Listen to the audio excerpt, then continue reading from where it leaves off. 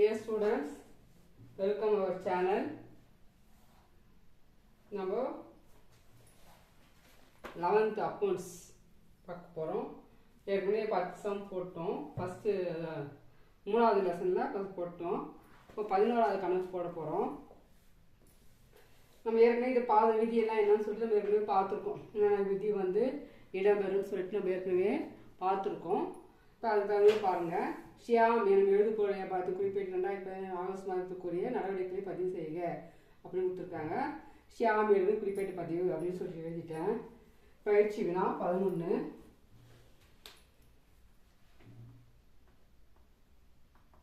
பக்கம் 69 நாள் விவரம் பற்று வரவு போட்டோம்.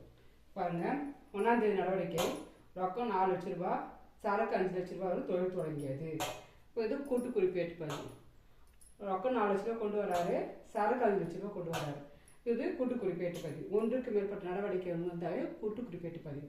இங்கே என்ன வரும்? ரொக்க கணக்கு பற்று 4 எழுதிக்கோ. 2017 ஆகஸ்ட்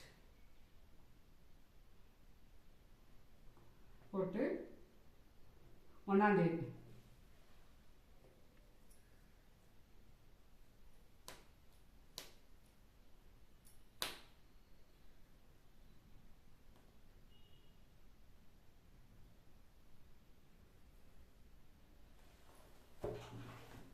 இவங்க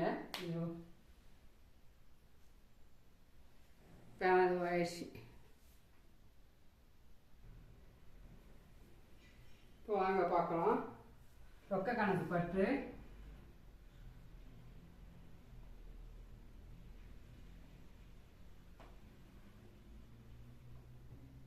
சரக்கிருப்பு கணக்கு பற்று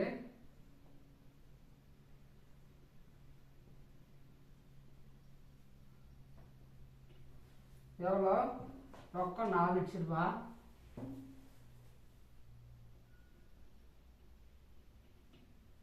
சரக்கிருப்பு 5 லட்ச ரூபா. இப்போ இங்கே என்ன எழுதணும்? ஷியாம் முதல் கணக்கு ஒரு எழுத்து விட்டு தள்ளி தான் எழுதணும். ஷியாம் முதல் கணக்கு எவ்வளோ? இது ரெண்டையும் கூட்டி போட்டால் 9 லட்ச ரூபா. ரெண்டையும் கூட்டி போடணும். ரொக்கமாக 4 லட்சம் கொண்டு வராரு, சரக்கிருப்பா 5 லட்சம் கொண்டு வராரு, 9 லட்சம். இப்போ என்ன எழுதணும்? ரொக்கம் மற்றும் சரக்கிருப்புடன் தொழில் தொடங்கியது. ரொக்கம் மற்றும்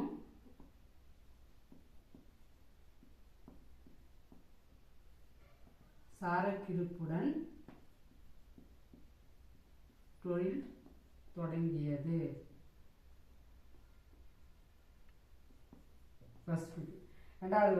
ரெண்டாவது கணக்கு பாருங்க. ஏ என்பவருக்கு சரக்கு விற்பனை செய்து நிகழ் நேர மொத்த தீர்வாகும் ஆர்டிஜிஎஸ் மூலமாக ரொக்கம் பெற்றது. நம்ம ஏற்கனவே பார்த்துருக்கோம். ஆர்டிஜிஎஸ், ஏடிஎம் கார்டு, மின்னணு பரிவர்த்தனை எது வந்தாலும் வங்கி அப்படின்னு சொல்லிட்டு. இப்போ ஏ என்பவருக்கு சரக்கு விற்பனை செய்கிறோம். ஏ என்பவருக்கு சரக்கு விற்பனை செய்கிறோம். விற்பனை செஞ்சுட்டு அவர் என்ன பண்ண எது மூலம் பணம் கொடுத்துறோம்? ஆர்டிஜிஎஸ் மூலமாக பணம் கொடுத்துறோம். அப்போ வந்து யார் பெறுவாருங்க? வங்கி தான் பெறுவோர். ஆர்டிஜிஎஸ் மூலம் வங்கி வந்து பெறுவோர். அப்போ வங்கி கணக்கு பற்று விற்பனை கணக்கு வரவு. வங்கி கணக்கு பற்று விற்பனை கணக்கு வரவு. இந்த பற்று இங்கே வரும். எவ்வளோ தொகை? 2,50,000 ரூபாய். பற்று 2,50,000, வரவு 2,50,000.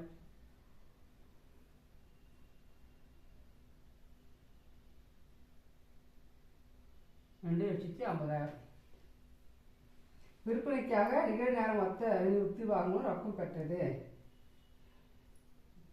கேமரா சரி பண்ணுதுங்க.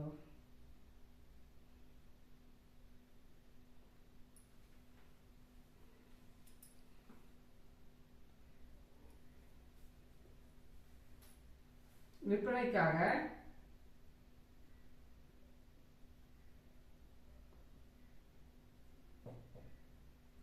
நிகழ்நேர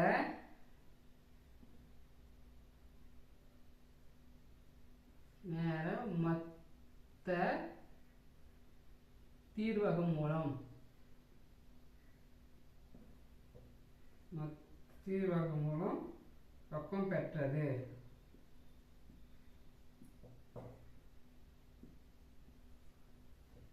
மூணாவது நடவடிக்கை ஜட் என்பது கடன் விற்பனை செய்தது.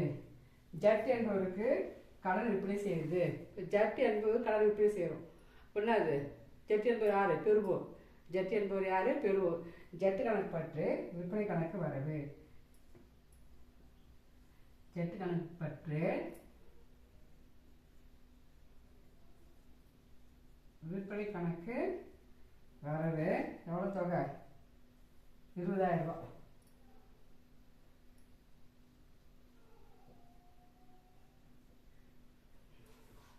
இங்கே கடனுக்கு சரக்கு விற்றது. பிராக்கெட்டில் கடனுக்கு சரக்கு விற்றது.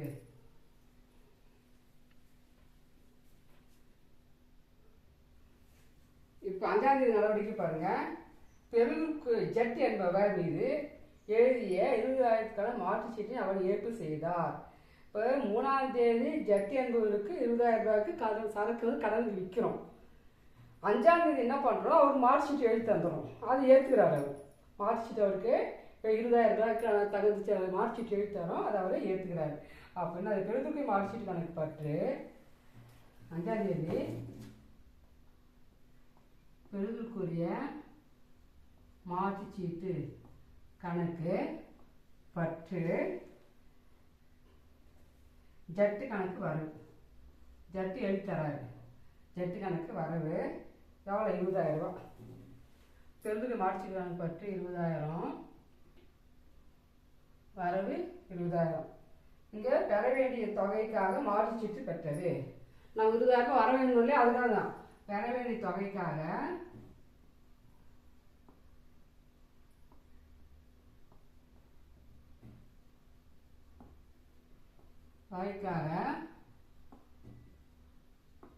மாற்று சீட்டு பெற்றது 20,000 ரூபாய். அதுக்கடுத்து பாரு 8ஆம் தேதி என்ன பண்ணுறோம்? ஜட் என்பது பெற்ற மாட்டு சீட்டு வங்கியில் தள்ளுபடி செஞ்சது. 5ஆம் தேதி அவர் கொடுத்துட்றோம். மாட்டு சீட்டு கொடுத்துட்டு அவர் ஏற்றுக்கிறாரு. 8ஆம் தேதி என்ன பண்ணுறாரு? வங்கியில் கொடுக்குறாரு. வங்கியில் என்ன பண்ணுறாங்க? மாட்டு சீட்டு எடுத்துக்கினாங்க. 20,000 ரூபாய் கொடுத்த மாட்டு சீட்டு அவங்க எடுத்துக்கின்னு தள்ளுபடி 19,000 ரூபாய் எடுத்துக்கிறாங்க. அப்போ அங்கே 1,000 ரூபாய் தள்ளுபடி 1,000 ரூபாய் தள்ளுபடி செய்கிறாங்க. அப்போது வங்கி கணக்கு பற்று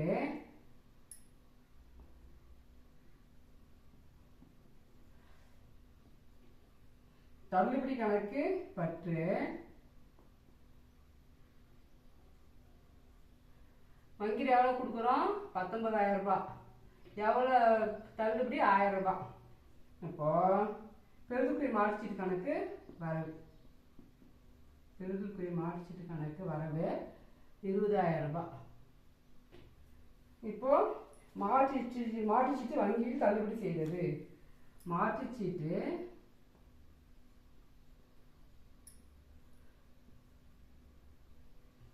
வங்கியில் தள்ளுபடி செய்து பணம் பெற்றது.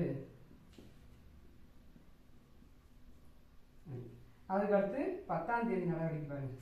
எம் என்பவருக்கு கடன் விற்பனை செய்து. எம் என்பவருக்கு கடன் விற்பனை. இங்கே எப்படி ஜெட் என்பது கடன் விற்பனை செய்து அதே தான் எம் என்பவருக்கு கடன் செய்து. அப்போ என்ன வரும்? எம் கணக்கு பற்று விற்பனை கணக்கு வரவு. எம் கணக்கு பற்று விற்பனை கணக்கு வரவு 12,000 ரூபாய்.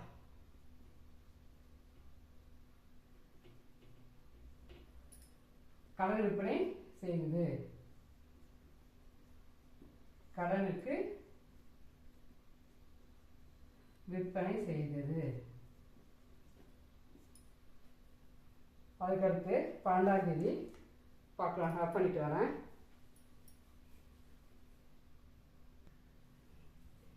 அதுக்கடுத்து பாருங்க 12ஆம் தேதி பாருங்க. மாதிரி சரக்கு இலவசமாக கொடுத்து.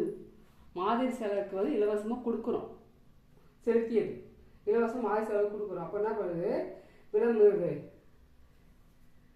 விளம்பர செலவு மாதிரி சரக்கு வந்து இப்போ சரக்கு புதுசாக வந்து தயாரிக்கலாம். சரக்கு வந்து என்ன பண்ணோம், மார்க்கெட்டுக்கு கொண்டு வர ஃபஸ்ட்டு வந்து விளம்பரத்துக்கு கொடுப்போம். இப்போ எப்படி யூஸ் பண்ணி பாருங்க எப்படின்னு சொல்லிட்டு. அப்போது இது வந்து விளம்பர செலவு கணக்கு பற்றி விளம்பரத்துக்காக கொடுக்குறோம். புதுசாக வந்து ஒரு மாதிரி சரக்கு இலவசமாக கொடுத்தது. இது விளம்பர செலவு கணக்கு பற்று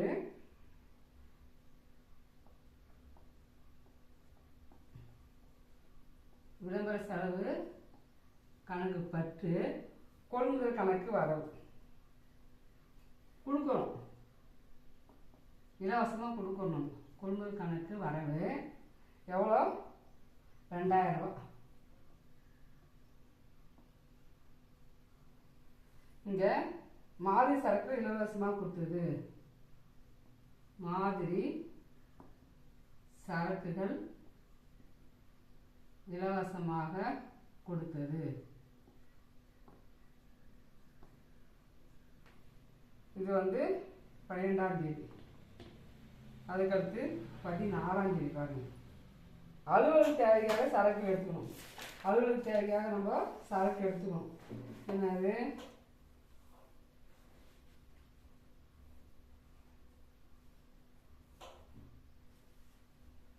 அலுவலக தேவைக்காக சரக்கு எடுத்துனாக்கா எடுக்கணக்கு பற்று சரக்கு கணக்கு வரவு.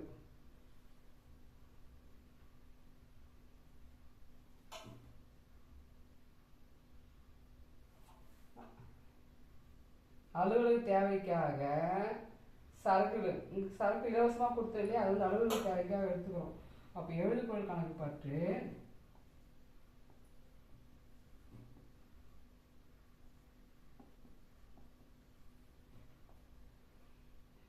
கொள்முதல் கணக்கு வரவு. இலவசமாக கொடுக்கறது எடுக்கணும், அதனால எவ்வளோ, 5000 ரூபா.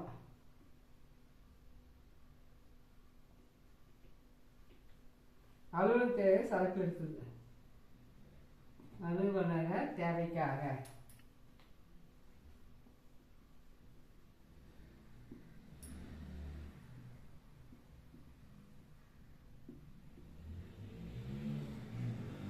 எடுத்தது.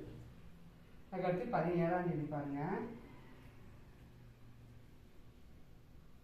எம் என்பது நொடிநிலை அடைந்த ₹1.80 வீதம் ரொக்கம் பெற்று அவர் கணக்கு ஈடுபட்டது. எம் என்பவர் 12,000 ரூபாய் சரக்கு நமக்கு கடவுள் விற்றோம் இல்லையா, அவர் நொடிநிலை அடைஞ்சிட்டாரு. அந்த இது வந்து அவர் மீண்டு வர முடியல, நஷ்டம் அடைஞ்சிட்டாரு. அப்போ என்ன பண்ணோம், 80 காசு போட்டு அவர் ரொக்கம் பெற்றுக்கொண்டு கணக்கு தீர்த்துட்டோம். அப்போது எவ்வளவு, 12,000 ரூபாய்க்கு 80 பைசான்னு போடுங்க. 12,000 ரூபாய் கடன் விற்பனைக்கு 80 காசுன்னு போட்டிங்கனாக்கா 9,600 ரூபா வரும். இப்போது ரொக்க கணக்கு பற்று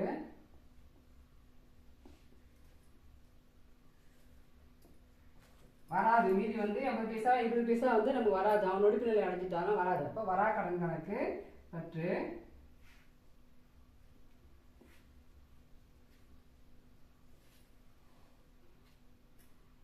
பணம் பெற்றுக்கொண்டு கணக்கு தீர்த்தது. எம் கணக்கு வரவு எவ்வளோ, 9,600 ரூபா. இது 2,400 ரூபா போட்டிங்கன்னா 12,000 ரூபா வரும். இது வந்து 12,080 கண்டுபிடிச்சி பாருங்க. 12,000 × 0.80 போட்டு கண்டுபிடிச்சிங்கன்னா உங்களுக்கு வரும். இது பணம்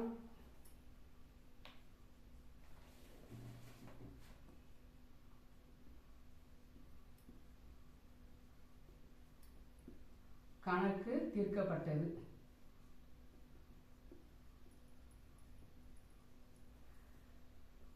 இதுதான் நடைமுறை. வங்கியில் தள்ளுபடி செய்து ஜட் என்பது மாற்றுச்சீட்டு மறுக்கப்பட்டது.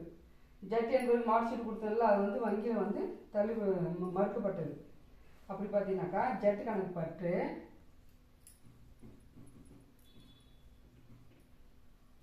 வங்கி கணக்கு வரவு 20,000 ரூபா. 20,000 செக் கொடுத்தாரு இல்லையா, அது மறுக்கப்பட்டது. இப்போ தள்ளுபடி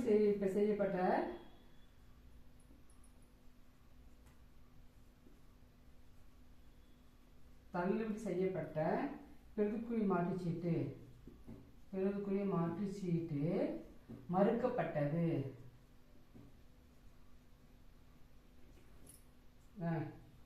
11வது கணக்கு. டவுட் இருந்தால் கேளுங்க, லைக் பண்ணுங்கள்.